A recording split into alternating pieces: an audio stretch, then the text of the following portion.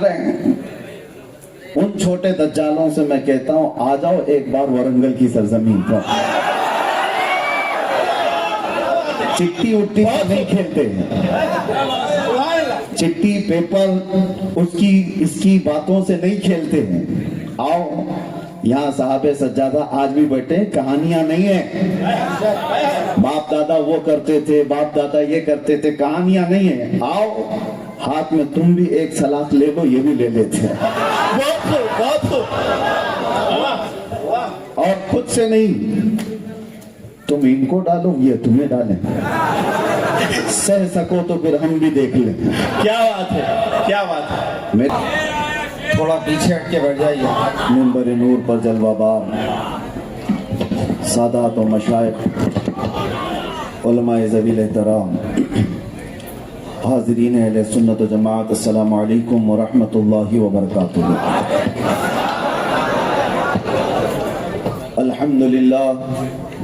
الحمدللہ الحنان المنان الذي خلق الانسان وعلمه البيان والصلاة والسلام على رسوله سيد الانس والجان وعلى آله واصحابه ذوي الخير والاحسان. اما بعد فاعوذ بالله من الشيطان الرجيم. بسم الله الرحمن الرحيم.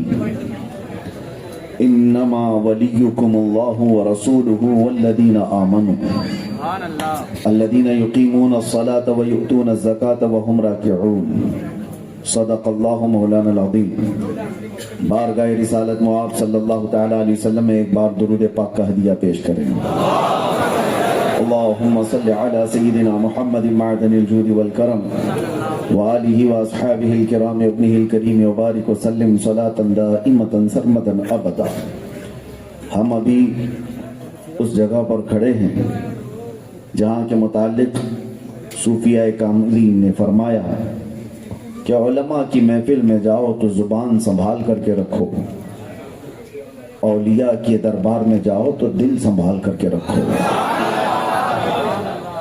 جس دربار میں اب ہم آئے ہیں یہاں زبان بھی سنبھالنا ہے اور دل بھی سنبھالنا ہے. علم والوں کی بھی بہتات ہے اور اولیاء کاملین کی پاکیزہ نسب سے بھی یہ خطہ آباد ہے. اور میرے لیے سعادت کی بات ہے اور بڑے فخر کی بات ہے کہ ہندوستان کے مشہور و معروف خانقاہوں میں سے یہ خانقاہ ایک الگ امتیاز رکھتی ہے.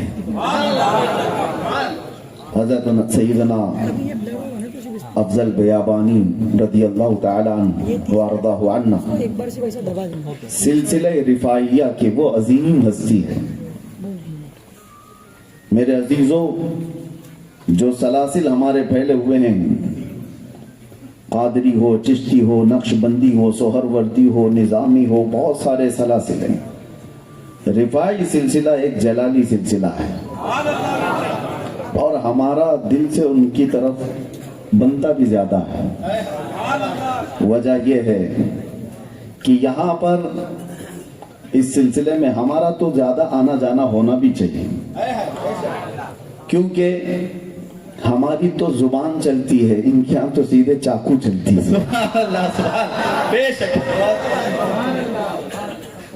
ہم تو کلمات سے بیان کر لیتے ہیں, یہاں چاقو نیزے سیدھے گال میں ڈال کے ادھر سے ادھر کر دیتے ہیں.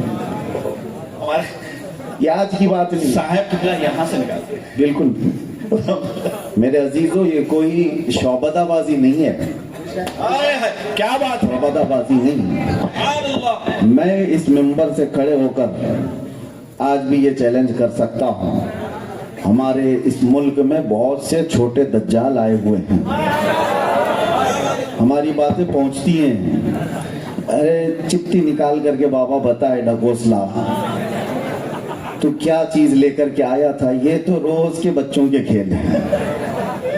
کون سی چپٹی, کس کے بارے میں, تو سارے کر رہے ہیں.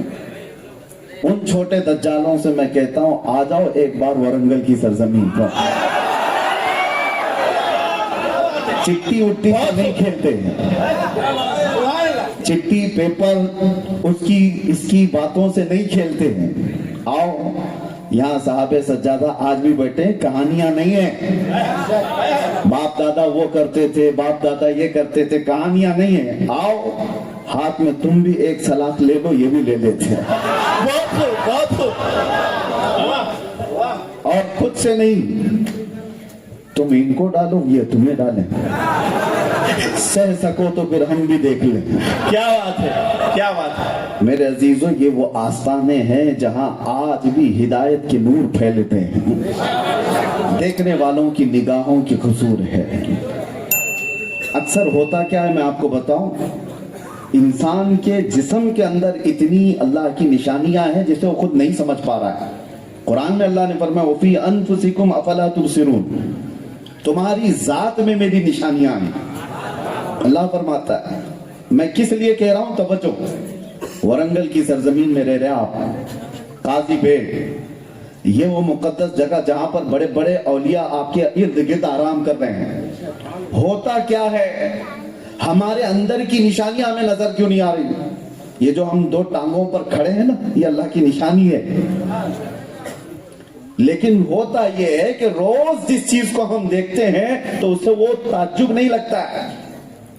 تمہارا یہ چلنا پھرنا دو ٹانگوں سے اتنے پورے جسم کو لے کر، یہ اپنے آپ میں ایک بہت بڑی تعجب کی بات ہے. لیکن تمہیں وہ لگتا نہیں کیونکہ روز دیکھ رہے ہو، روزانہ دیکھ رہے ہو. آپ کو یہ پتا نہیں ہے آپ کی یہ پلکوں کا جھپکنا اٹھنا، کبھی کبھی اس کی طرف توجہ کیا؟ سائنس نے اس پر سالوں تحقیق کی ہے. اگر یہ بند ہو جائے تو اس کو بلڈوزر سے کھینچ کر کے بھی صحیح نہیں کر سکتے، ہے اتنی پتلی سی یہ پلکیں تمہاری، اور اگر نہ بند ہو تو کھینچ کے بھی نہیں بند کر سکتے. لیکن بغیر کسی سپرنگ کے یہ روزانہ پتہ نہیں کتنی مرتبہ جھپکتی ہے، اٹھتی ہے. اس کے اندر کون سی طاقت ہے؟ یہ اپنے آپ میں ایک نشانی ہے اللہ تعالیٰ کی آیات میں سے. ہم اس کی طرف توجہ نہیں کرتے، کیوں؟ روز چیز ہو رہی ہے. جو چیز ہیبیٹیٹ ہے، عادت میں آ گئی ہے، وہ انسان کو تعجب نہیں لگتی. شاید ایسی ہی کچھ باتیں ہیں، اولیاء آپ کے ارد گرد فیض خوب لٹا رہے ہیں اور تمہاری نظریں وہاں تک نہیں جا رہی ہیں، دیکھ نہیں پا رہے ہو. اسی لیے کسی نے سچ کہا ہے، نہ پوچھ ان خرقہ پوشوں کو، ارادت ہو تو دیکھ ان کو، یہ دے بیضا لیے بیٹھے ہیں اپنی آستینوں میں. میں لفظ بیابانی سنتا ہوں تو ایک عجیب احساس ہوتا ہے تو جنگل کو کہا جاتا ہے، جنگل کو کہا جاتا ہے، لیکن اللہ والا جس جنگل میں بیٹھ جائے وہ شہر سے بھی بہتر بن جاتا ہے.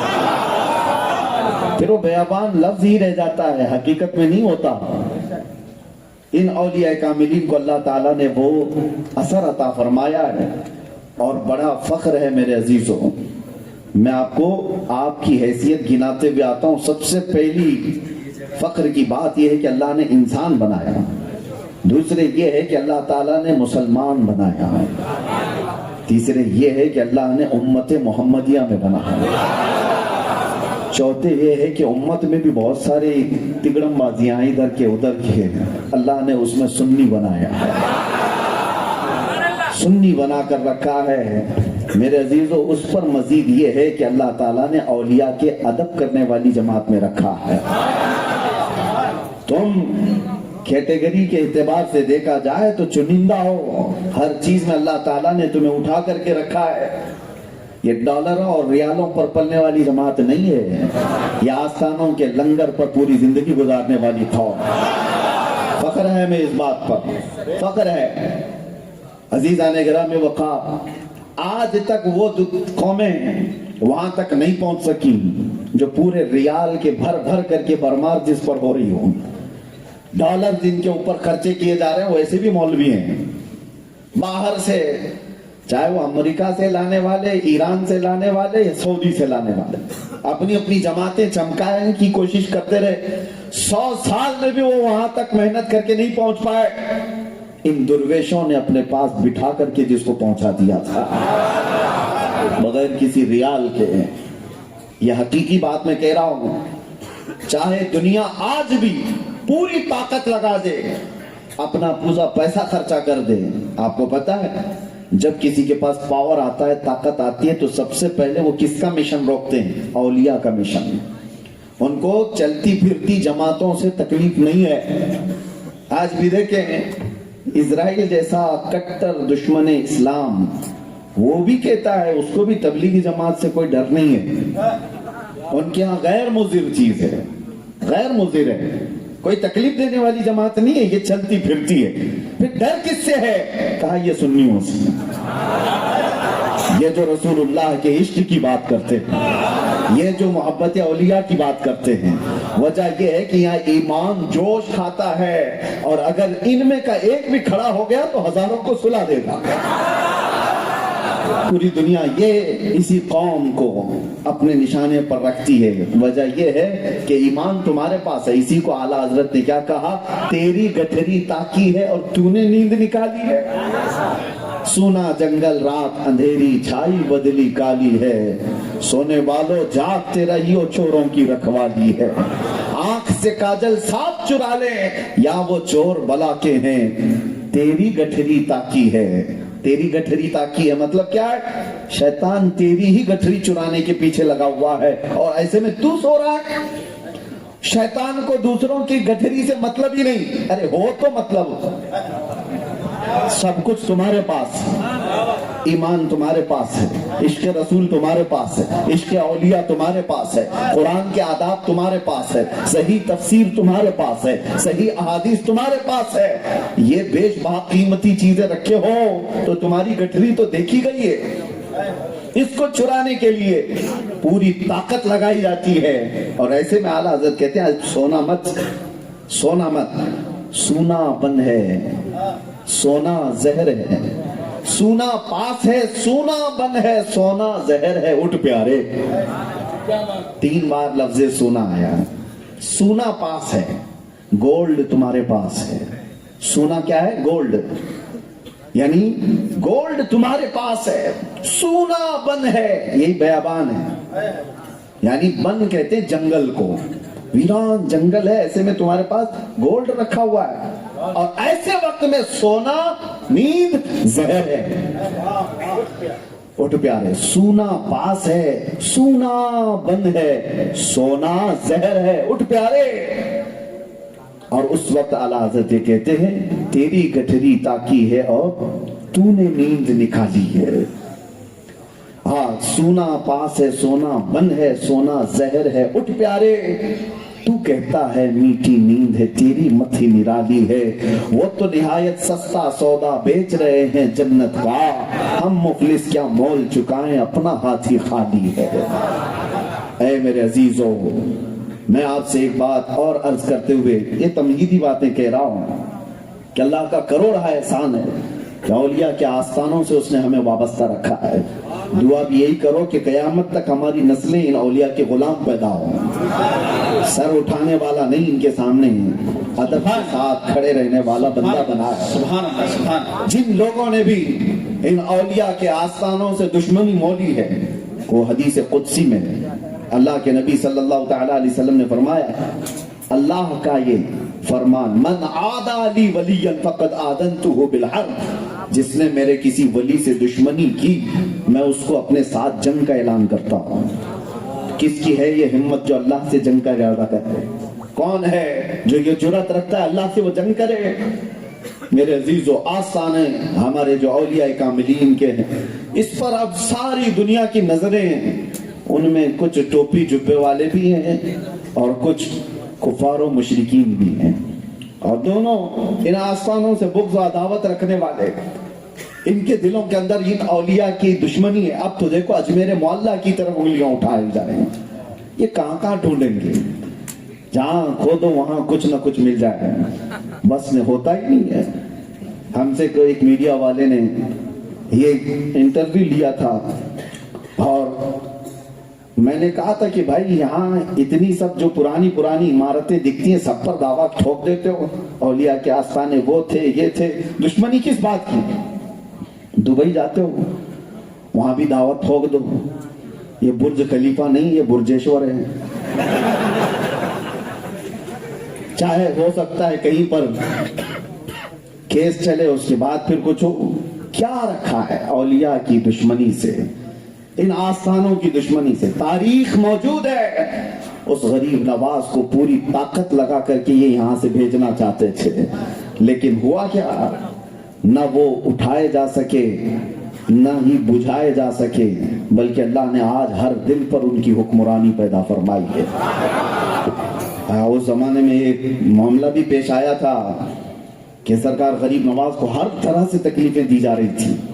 اس مرد درویش کو اٹھانے کے لیے جادو کا سہارا، طاقت کا سہارا، لڑکیوں کا سہارا، سب کوششیں ہو گئی تھی. پھر ایک وقت آیا کہ ایک بڑے سادھو کو، بڑے پنڈت کو، پجاری کو، جو جادو کے بہت سارے گر جانتا تھا، اس سے جا کر پیسے والوں نے کہا کہ اس درویش کو یہاں سے نکالو اجمیر سے، کچھ تو کرو. اور سب نے جب کہا تو وہ بڑا سنیاسی رہا ہے، بہت پڑھا لکھا، اور تاریخ میں اس کا نام بھی رام دیو بتایا گیا. ایک آنکھ والا نہیں، پرانا والا. اور اس وقت اس سے جا کر کے کہا گیا تو اس نے اپنے چیلوں کو جمع کیا، 500 چیلوں کو. کہا چلو اس درویش کو میں ابھی منتر ایسے سکھاؤں گا کہ وہ نکل کے بھاگے گا یہاں سے.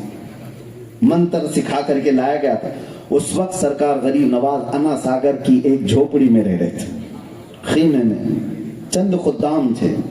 آپ کے ایک خادم آئے اور کہا کہ حضور غضب ہو گیا، بڑی جماعت آئی ہوئی ہے منتر پڑھتے ہوئے، کچھ منتر وہ لوگ سیکھ کر کے آئے، سنا ہے کہ بڑا جادو کریں گے اور ہمارا سب یہاں سے نکال دیں گے. سرکار غریب نواز نے کیا کہا؟ لا تحزن ان اللہ معنا، گھبرا مت، اللہ ہمارے ساتھ ہے. یہ پاورفل جملہ ہے. سنیو ہمیشہ یاد رکھو، کوئی ہو یا نہ ہو ہمارے ساتھ، اللہ ہمارے ساتھ. یقین رکھو اللہ ہمارے ساتھ ہے. آج کی جتنی بھی پھونکوں سے بجھائی جانے والی طاقتیں ہوں یا حکومتیں ہوں، یہ چند دنوں کی بات ہو سکتی ہے. اور پھر میں اپنے جملے میں کہوں تو کچھ دیر کی، باقی کا بولنے کی ضرورت ہی نہیں. وقت آئے گا، وقت بھی آئے گا، دور بھی آئے گا. سنو، اللہ ہمارے ساتھ ہے. اولیاء نے یہی تعلیم دی، اللہ ہمارے ساتھ ہے. سرکار غریب نواز نے کہا گھبراؤ مت، اللہ ہمارے ساتھ، آنے دو. پوری فوج آئی. سرکار غریب نواز کو کہا گیا کہ آپ آؤ، ان کا مقابلہ کرو. تو سرکار غریب نواز نے اپنے جو خادم تھے 4-5 ان سے کہا، ایک لکیر کھینچ دی، کہا تم اس میں ہی کھڑے رہنا، اس میں ہی کھڑے رہنا. اور خود کیا کہنے لگے؟ لا الہ الا اللہ، لا الہ الا اللہ، لا الہ الا اللہ. یہ ذکر تھا سرکار غریب نواز کا. اسی اسرا میں بڑے سادھو جی چیلوں کے ساتھ گرو گھنٹال آئے ہوئے ہیں، اور سارا منظر دیکھنے والے لوگ بھی موجود ہیں. سادھو نے کہا تھا جیسے ہی میں کہوں تبھی منتر پڑھنا، جو سکھایا ہے، جو بھی اگرم بگرم جو بھی سکھایا. کہا میں جس وقت آرڈر دوں تبھی یہ منتر پڑھنا، جادو اثر کر جائے گا. تو سارے ریڈی تھے، تیار تھے. ادھر سرکار غریب نواز خیمے سے جیسی نکلے، او اللہ اکبر، چہرے کے اندر وہ جمال، پیشانی سے نکلنے والا وہ نور جسے دیکھے تو اللہ کے نبی یاد آ جائے. حسینی جلال ہے، حسنی وجاہت ہے، حیدر کرار کی شباہت ہے. غریب نواز جیسی ہی باہر خیمے سے آئے، آپ کی زبان پر لا الہ الا اللہ کا ذکر تھا. اسی اثنا میں ادھر سے گرو نے کہا چیلوں کو جو منتر سکھایا ہے سب پڑھو. سارے لوگ ایک ساتھ پڑھو. سارے چیلوں نے شروع کر دیا، مگر وہ منتر نہیں، پڑھنے لگے لا الہ الا اللہ، لا الہ الا اللہ.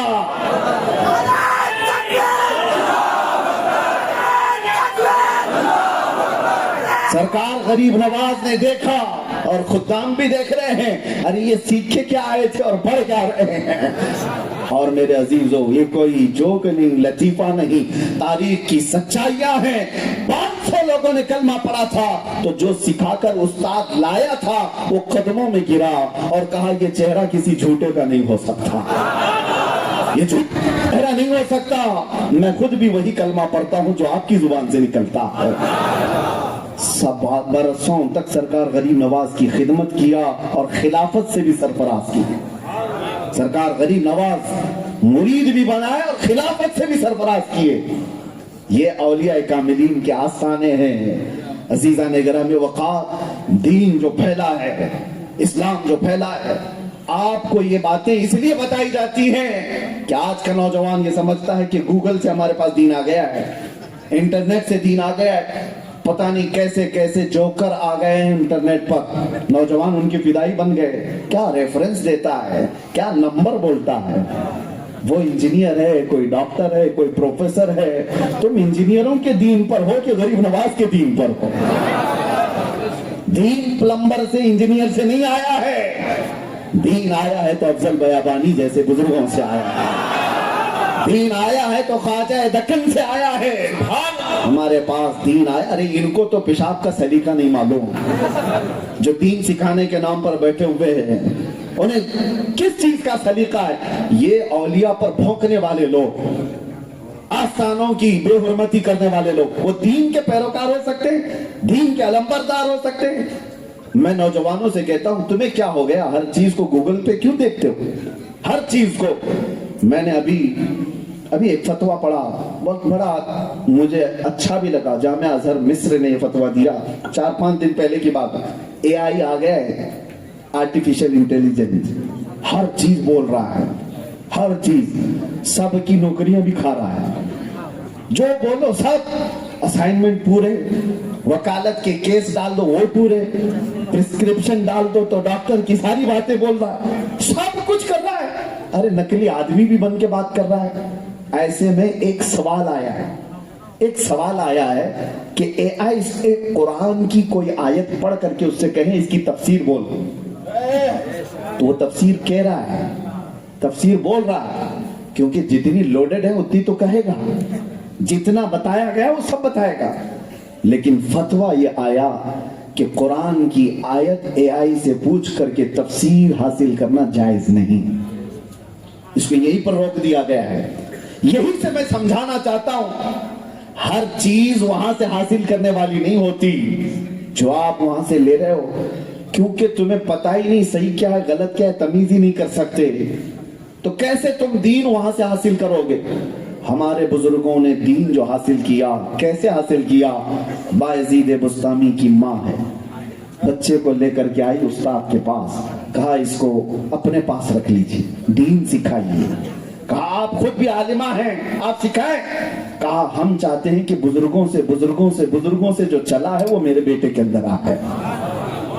خود سکھا سکتی، استاد کے پاس لے جا کر کے رکھتی ہیں. دین سکھانے کا جذبہ ایسا ہونا چاہیے.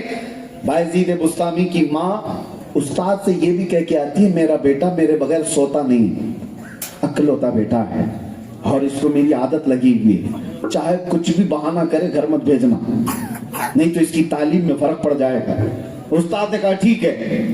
دن گزرے 2 دن، ہمیں پتہ ہے مدرسوں میں جب لے جا کر کے ہمیں شروع میں بھیجا جاتا تھا کتنے دن تک رو رو کر کے گزارتے تھے. ماں یاد آئے، باپ یاد آئے، بھائی یاد آئے، بہنیں یاد آئے، بہت یہ سارے حالات. اور کتنے تو بچے اسی لیے بھاگ چلے جاتے ہیں، رک بھی نہیں پاتے. بایزید بسطامی پڑھتے رہے. 8 دن گزرے تھے، 8 دن. توجہ چاہتا ہوں. استاد سے کہا کہ مجھے ماں سے ملنا ہے، چھٹی دے دیجیے. استاد نے ایسا کر دیا کہ یہ چھٹی ملے ہی نہیں اس کو. قرآن یاد کر رہا ہے، روزانہ 1 صفحہ سناتا تھا. تو انہوں نے کہا 8 صفحے سنا دے گا تو چھٹی، 8 صفحے قرآن سنا دے چھٹی. وہ بایزید بسطامی تھے، گئے لگن کے ساتھ پڑھے. 2-4 گھنٹوں میں ہی آئے، استاد سے کہا مجھے چھٹی دیجیے. استاد نے کہا تجھے پتہ نہیں ہے میں نے کیا کہا؟ کہا حضور 8 صفحے یاد کر چکا ہوں، سن لیجیے. اب استاد دنگ رہ گئے کہ یہ بچہ جو تھوڑا سا سناتا ہے اتنا قرآن کیسے یاد کیا. سننے لگے تو سب سنا دیا. اب ان کے پاس کوئی بہانہ ہی نہیں رہ گیا تھا بچے کو روکنے کا. کہا جا چھٹی ہے جا کے آ، لیکن شام سے پہلے آ جانا. ادھر استاد نے بھیجا تھا، بایزید گھر گئے. ماں کا دروازہ بند تھا، گھر کا دروازہ بند تھا. کھٹکھٹایا. جب گھر سے قریب ہو رہے تھے دھڑکنیں بڑھتی جا رہی تھی. جس گھر میں ان کی آنکھیں کھلی، ماں کو دیکھا ہے. جیسے ہی دروازہ کھٹکھٹایا اندر سے آواز آئی کون ہے؟ کہا کہا ماں تیرا بایزید آیا ہے، تو ماں نے فوراً کیا کہا کون بایزید؟ کون بایزید؟ ماں اپنے بیٹے سے پوچھ سکتی ہے؟ ماں اگر اپنے بیٹے کا نام یاد نہ رکھے تو پھر کون یاد رکھتا ہے؟ بایزید نے کہا ماں تیرا بیٹا۔ ماں نے کہا میرا ایک بیٹا تھا، میں نے اللہ کو دے دیا، اب میرا کوئی بیٹا نہیں، میرا ایک تھا، میں نے اسے دے دیا ہے اللہ کے راہ میں دین کے لیے، میرا اب کوئی ہے نہیں۔ بایزید دروازہ نہیں کھولا، بغیر ماں سے ملاقات کیے واپس پھر استاد کے پاس آ گئے۔ زندگی پوری بیت گئی، پڑھتے رہے، ایک دن خبر آئی کہ بایزید کی ماں کا انتقال ہو چکا، سیدھے جنازے میں جانا ہوا۔ یہ دین سکھانے کا نظام ہمارے بزرگوں کا تھا، لے جا کر کے انہوں نے ایرے غیرے نتو کھیرے کے پاس نہیں کہا کہ یہاں سے دین لے لے، یہاں سے دین لے لے، دین ہمارے پاس بزرگوں سے ہی ہو کر کے آیا ہے۔ اپنے بچوں کو یہ تلقین کر کے جاؤ دین وہی صحیح ہے جو اولیاء کے آستانے سے ہو کر کے آیا ہے، جو اولیاء کاملین کے سلاسل سے ہو کر کے آیا۔ ہم سنی ہیں، چاہے جو بھی جتنی آلوچنا کرے ہماری، ہم اپنا دروازہ نہیں چھوڑ سکتے، ہم اپنا گھر نہیں چھوڑ سکتے۔ بعض لوگ یہ سوچتے ہیں کہ بہت اب ماڈرن زمانہ ہے، ترقی یافتہ زمانہ ہے، اب وہ پرانے خیالات سے نکلنا چاہیے۔ ان کو کیا پتا پرانے خیالات سے نکلنے کا انجام کیا ہوتا ہے۔ میں نے پڑھا تھا ایک دانشور امریکہ کی ترقیوں پر فریفتہ تھے، مغرب کے دل دادا تھے۔ اس دانشور کی ایک بات میں بتا رہا ہوں، بڑا مفکر ہے، سائنسدان ہے، اس نے تصورات میں ایک کتاب لکھی، کہا میں مغرب کی بہت ساری ترقیات پر بالکل ایسا تھا کہ دل دے بیٹھتا، جان دے بیٹھتا، یہ کہاں سے کہاں کو پہنچ گئے، چاند میں پہنچ گئے، انہوں نے سورج کی کرنوں کو قید کر لیا، زمین کا سیال مادہ نکال کر نہ جانے کیا کیا کیمیکل بنا دیے، بولتا ہوا آلہ بنا دیا، سب ترقیاں کر دی ہیں۔ ایک بار چل کر کے دیکھتے ہیں یہ گنبد خضرا کی ترقی کیا ہے، گنبد خضرا کی ترقی کیا ہے۔ وہ مفکر کہتا ہے عالم تصور میں گنبد خضرا کے پاس گیا اور کہا اے مکین گنبد خضرا، تیرا بڑا بول بالا ہے، تیرا بڑا بول بالا ہے، دنیا میں تیری ترقیوں کے بہت چرچے ہیں، مجھے بتا کیا امریکہ نے، رشیا نے جو ساری ترقیاں کی ہیں، تیرے آستانے سے بھی کوئی ترقی ہوئی ہے؟ آواز آئی آنکھ بند کر، ایک ترقی تجھے دکھاتا ہوں، آنکھ بند کر تجھے ترقی دکھاتا ہوں۔ عالم تصور میں اس مفکر نے لکھا ہے اور کہتا ہے میں نے آنکھ بند کی، تاریخ دکھائی جا رہی تھی، ایک بات پر جا کر رک گیا تاریخ میں، وہاں پر دو لوگوں کی تاریخ لکھی ہوئی تھی۔ یہ مفکر کہتا ہے میں رک گیا تاریخ دیکھتے ہوئے، واقعہ لکھا ہوا تھا اس تاریخ میں، کیا لکھا ہوا تھا؟ ایک نوجوان حسین چہرے والا مسجد نبوی میں آتا ہے، مسجد نبوی میں آتا ہے اور ایک بزرگ سفید کپڑوں میں بیٹھے ہوئے ہیں۔ آنے والا نوجوان بزرگ کے پاس آیا اور کہا آپ کے پیچھے چلنے آیا ہوں۔ بزرگ نے کہا ٹھیک ہے آجا، میرے پیچھے چلنے آیا ہے۔ اب سنو، اس مفکر نے انگلی رکھ کر کے پوچھا بتاؤ تاریخ کے اوراق یہ دونوں ہیں کون؟ یہ کون ہے؟ یہ جوان کون ہے؟ یہ بوڑھا کون ہے؟ تاریخ نے بتایا یہ جو بزرگ بیٹھا ہے یہ عثمان ہارونی ہے اور آنے والا جوان معین الدین چشتی ہے۔ پوچھا کہ کیا ہے تاریخ میں کیا ہوا؟ تاریخ میں کیا ہوا؟ سنو، اس مفکر نے دیکھا بزرگ یہ کہتا ہے اس نوجوان سے بیٹا آسمان کی طرف دیکھ کیا دکھتا ہے؟ نوجوان نے دیکھا اور کہا آسمان دکھتا اور کچھ بھی نہیں۔ پھر کہا زمین کی طرف دیکھ اور کیا دکھتا ہے؟ نوجوان معین الدین چشتی نے کہا زمین دکھتی اور کچھ بھی نہیں۔ قریب بلایا اور اپنی دو انگلیاں غریب نواز معین الدین چشتی کی آنکھوں پر رکھ دیا اور کہا اب آسمان کی طرف دیکھ اور بتا کیا دکھتا ہے؟ میرے دو انگلیوں کے کمان کے درمیان سے جانب آسمان دیکھ، کیا دکھتا ہے؟ معین الدین چشتی نے آنکھوں کو دیکھا دو انگلیوں کے کمان کے بیچ سے، کس کے؟ عثمان ہارونی، خواجہ عثمان ہارونی جو پیر و مرشد ہے، ان کی انگلیوں کے کمان کے بیچ سے دیکھنے لگے اور پھر پکار کر کہا حضور پہلا آسمان بھی دکھ رہا ہے، دوسرا اور تیسرا بھی دکھ رہا ہے، چوتھا اور پانچواں بھی دکھ رہا ہے، چھٹا اور ساتواں بھی دکھ رہا ہے، یہی نہیں عرش خدا تک دکھ رہا ہے۔ दो उंगलियों के बीच से अर्श खुदा तक दिख रहा है। कहा जमीन की तरफ देख, जमीन की तरफ देखा तो मोइनुद्दीन चिश्ती ने पुकार कर कहा जमीन आते तबक ही नहीं तहत सरा तक दिख रहा है। बस ये मंजर देखा, उस मुफक्किर को गुंबद खजरा से आवाज आई बंद कर अब ये तारीख देख लिया। एक बुजुर्ग को, एक जवान को, उठ और जा, पूरे अमेरिका में, रशिया में, तेरे तरक्की याफ्ता दौर में एक ऐसा इंसान ला करके दिखा जिसके दो उंगलियों के बीच से ऊपर देखे तो अर्श खुदा दिखे और नीचे देखे तो तहत सरा दिखे। वो घबराया हुआ निकला, कहा हमारे यहाँ तरक्की तो मटेरियल की है, इंसान की कहाँ है? सारी तरक्की, अरे इंसानों ने इस पे मेहनत किया, लोहे पर इसको माइक बना दिया, मेटल पर तरक्की किया, कंप्यूटर बना दिया, मेटल पर काम किया है, प्लेन बना दिया। सारे तो मेटल की तरक्की है, लोहे की तरक्की है। मोबाइल किस चीज का है तुम्हारा? ये जिन धातों से बना उन धातों की तरक्की है। तेरी क्या तरक्की है? तेरी तरक्की होती तो आज गरीब फांसी लगाकर मर नहीं रहा होता। तेरी तरक्की अगर होती तो तुम माँ बहनों की इज्जतों पर उंगलियां नहीं उठा रहा होता। तेरी तरक्की अगर हुई होती तो तू नाजायज और हराम कामों में दिनों रात नहीं गुजार रहा होता। मेटल की तरक्की की है दुनिया ने, पूरी दुनिया ने मिलकर मेटल की तरक्की की है और वाहिद वो दरसगाह है गुंबद खजरा जहां मेटल की नहीं इंसान की तरक्की कराई जाती है। ये वो आस्थाने हैं। हो सकता है यहाँ आने वाले फकीर दिखते हो, दुर्वेश दिखते हो, इनके आगे पीछे कुछ दिखता नहीं है, ये झोलियां लेकर के घूमने वाले दुर्वेश। लेकिन मेरे अजीजों वही शेर फिर मैं पढ़ता हूँ, न पूछ इन खिरका पोशों को, इरादत हो तो देख इनको, अरे यदे पैसा लिए बैठे हैं अपनी आस्तीनों में। हाँ, वैसे औलिया के आस्थानों से लगे हुए दुर्वेश दिखते हैं। अभी हमारे गुलाम अफजल बयाबानी साहब, ये तो सिर्फ ऊपर से दिखते नहीं, अंदर से हैं भी।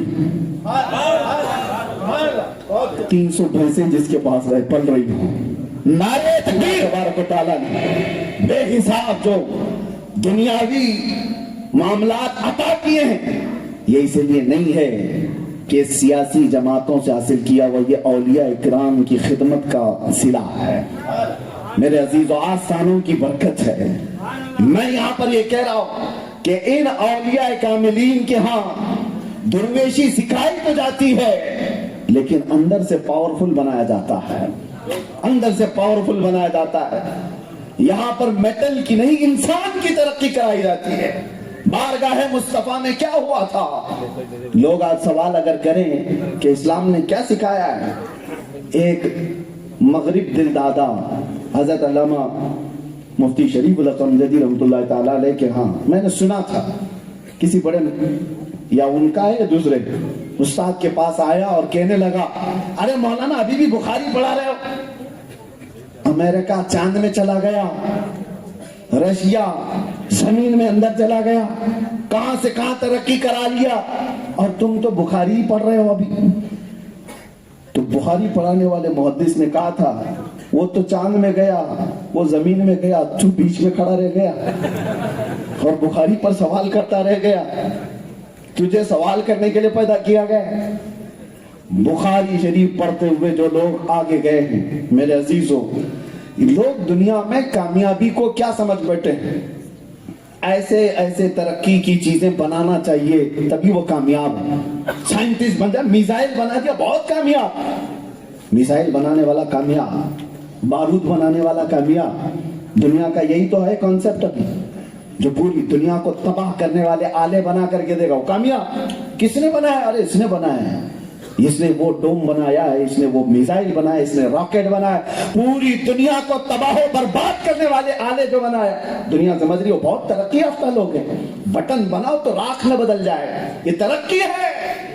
तरक्की ये नहीं है, तरक्की उन औलिया कामिलीन ने की है जो गिरते हुए कौमों के अंदर सिर्फ अपने एक कलमे तैयबा से पूरा मुनव्वर कर दिया, उनके दिलों को रोशन करके रखा है।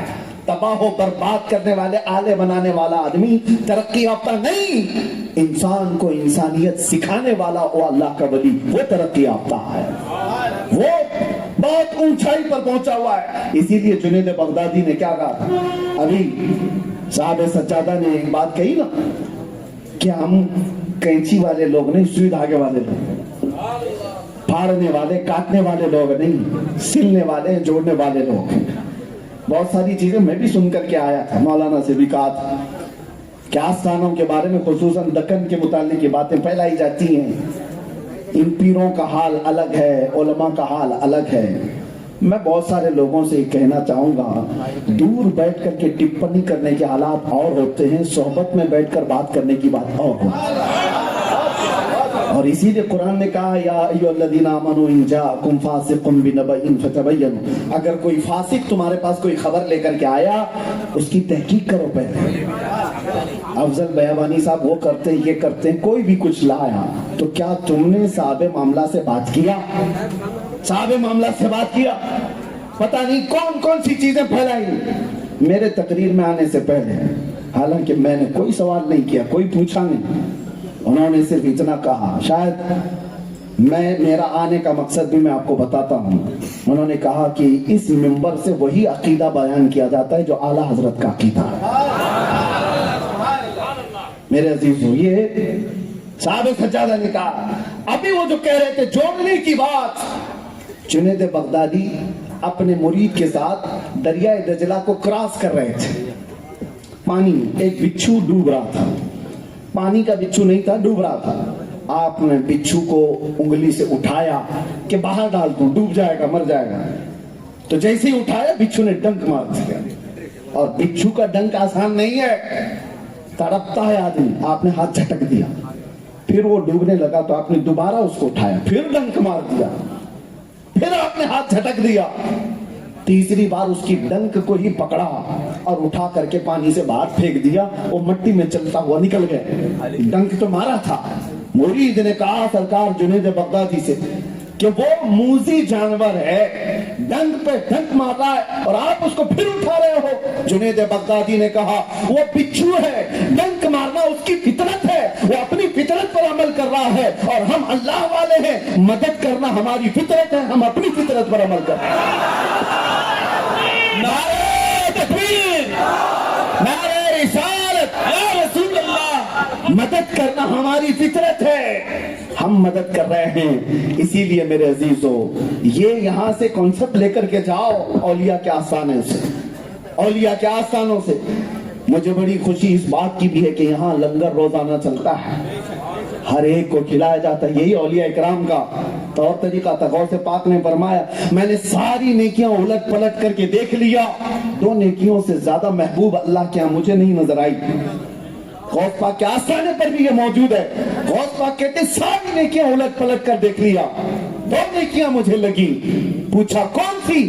کہا ایک ننگوں کو کپڑا پہنانا، دوسرے بھوکوں کو کھانا کھلانا. غوث پاک نے فرمایا، اور اسی وجہ سے 1000 سال ہو گئے غوث پاک کا لنگر آج بھی چل رہا ہے.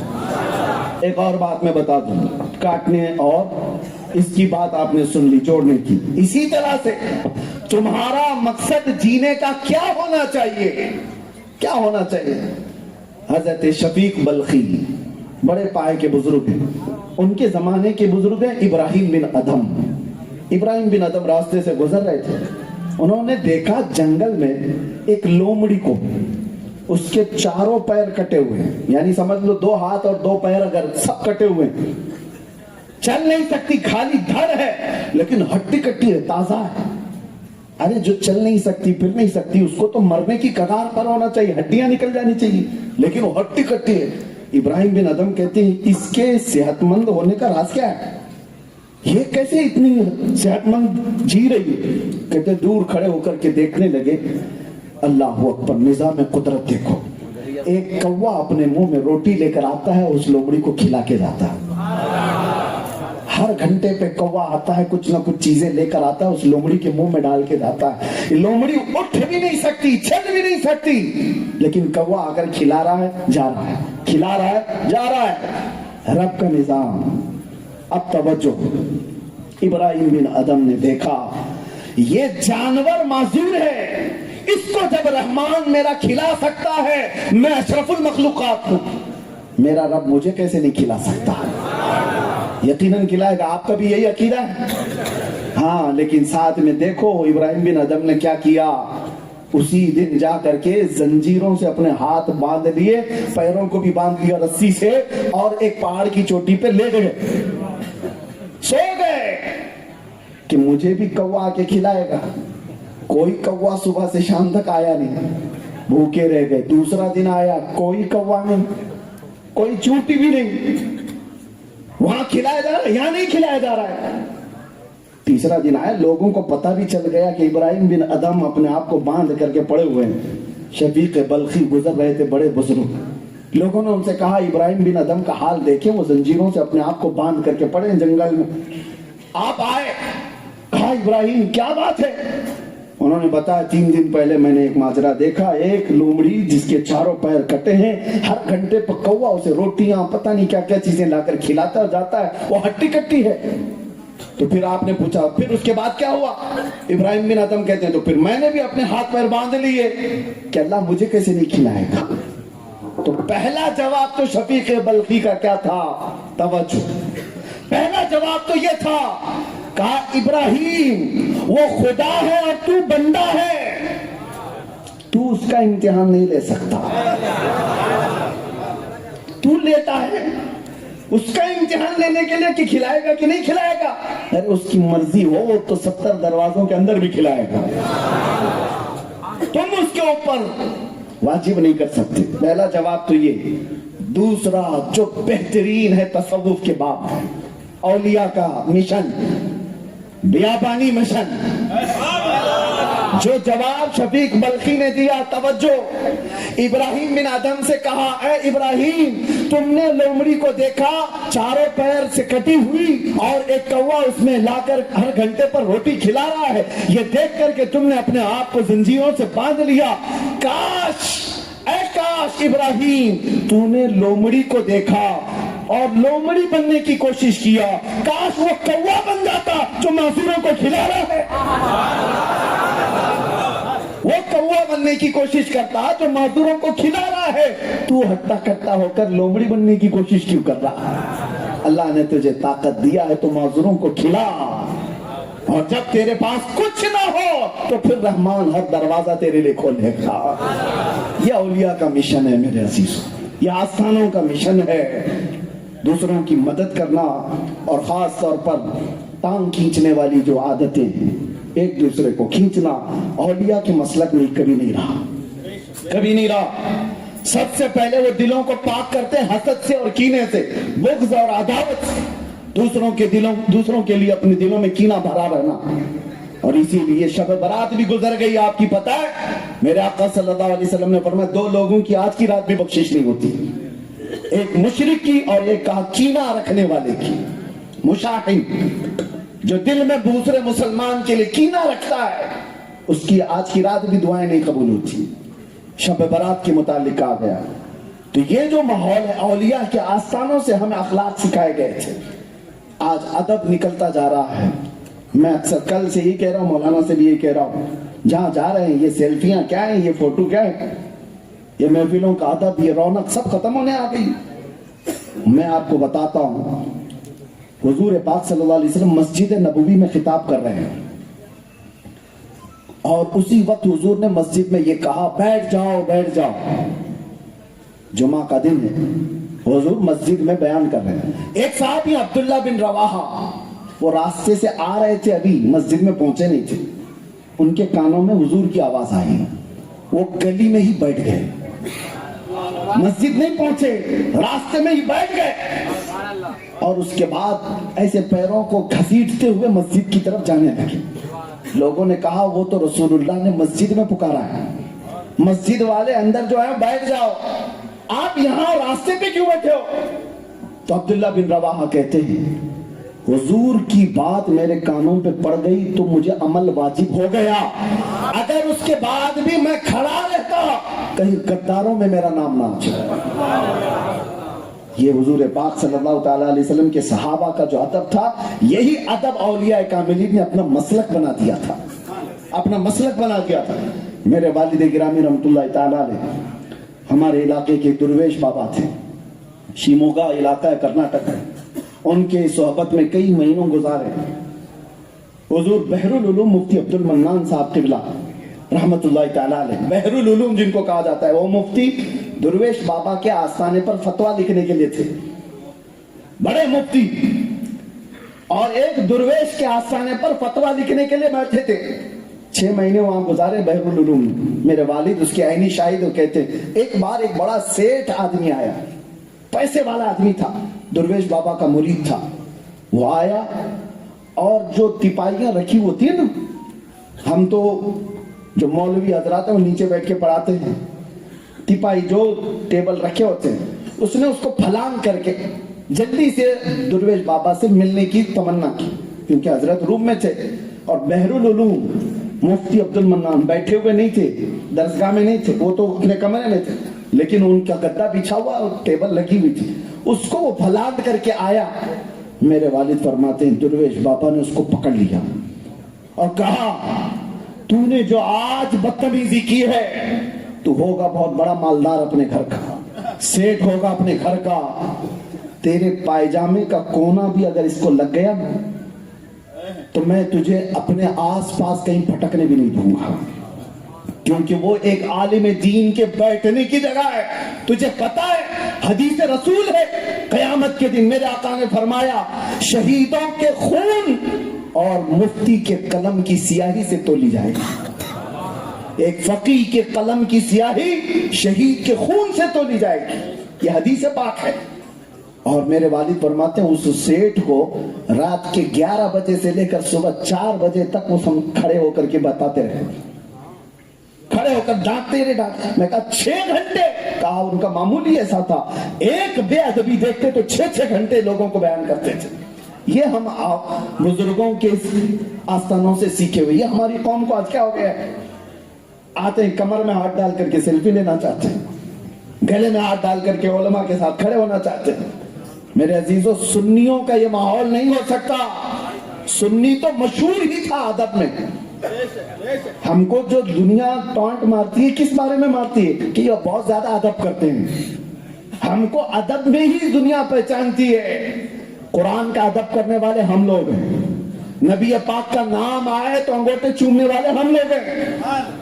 اولیاء کاملین سے وابستہ کوئی چیز ہو تو اسے زمین پر رکھنے نہیں دیتے، چوم کر اوپر رکھ دیتے ہیں. یہ سنیوں کے گھروں میں ماحول ہے یا نہیں؟ ارے فاتحہ بھی اگر ہمارے گھر میں ہو جائے شیرنی کا ادب کرتے ہیں.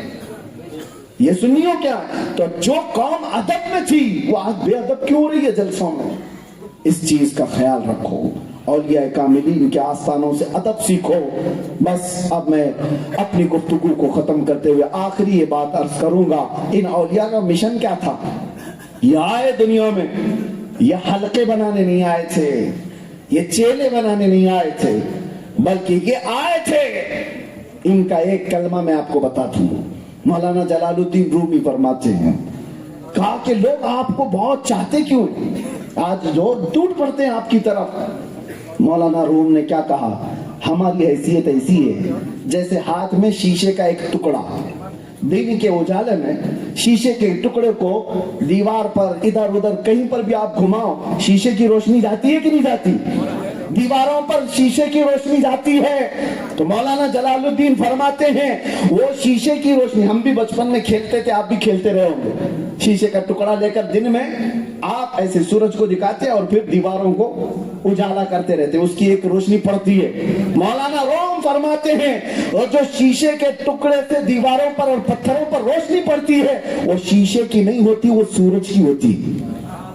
شیشے کی نہیں ہے، وہ سورج کی ہے. یہ مثال اس لیے دے رہا ہوں، یہ اولیاء کاملین، یہ علماء صالحین، ان کی اپنی روشنی نہیں ہوتی. یہ بات کرتے ہیں مصطفیٰ کی، چمک وہاں سے پڑتی ہے اور یہ جس طرف گھومتے ہیں ہر جگہ روشن ہوتی ہے، ہر جگہ روشن ہوتی ہے. یہ کہاں سے آئی ہوئی روشنی؟ اسی آفتاب رسالت سے، اسی محمد عربی کے آستانے سے.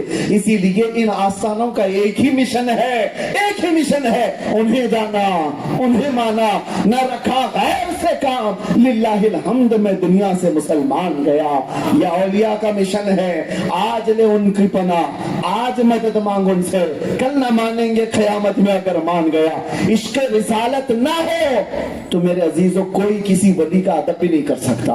औलिया के आस्थानों पर आज जो सज्जादगान है, मैं बड़े अदब के साथ इनकी बारगाह में अर्ज करता हूँ कि इनका जो मिशन है बहुत बड़ा मिशन है। गरीब नवाज का, निजामुद्दीन औलिया का, कुतुबुद्दीन बख्तियार काकी का, ख्वाजा दक्कन का, इनके जो सलालत मौजूद है, इनके जो आस्थाने मौजूद है, नसब मौजूद है, ये सब का सब मिशन एक ही है, नामूस रिसालत की हिफाजत।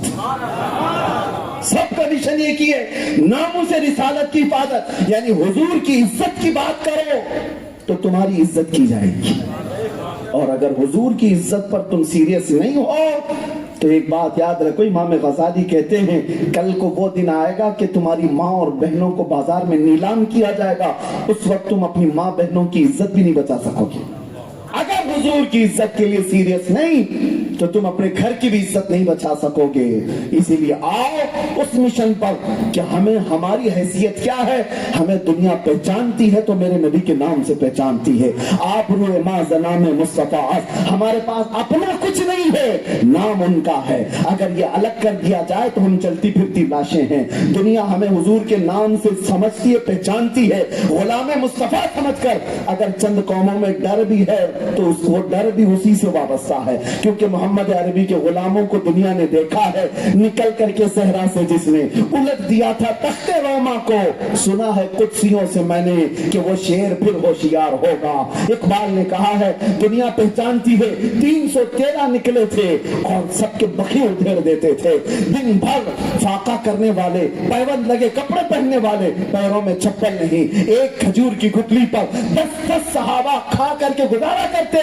लेकिन वो जब मदीने से निकलते थे तो रोम की हुकूमत भी कांपती थी, ईरान की हुकूमत भी कांपती थी।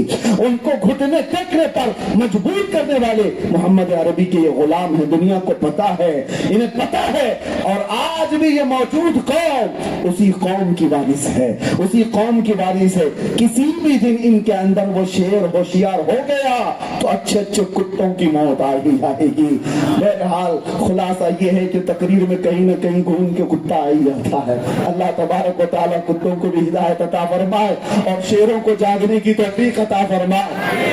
अल्लाह करीम मोहम्मद अरबी के शेरों को उसी तरह जिंदा रखे जैसे खालिद बिन वलीद को रखा।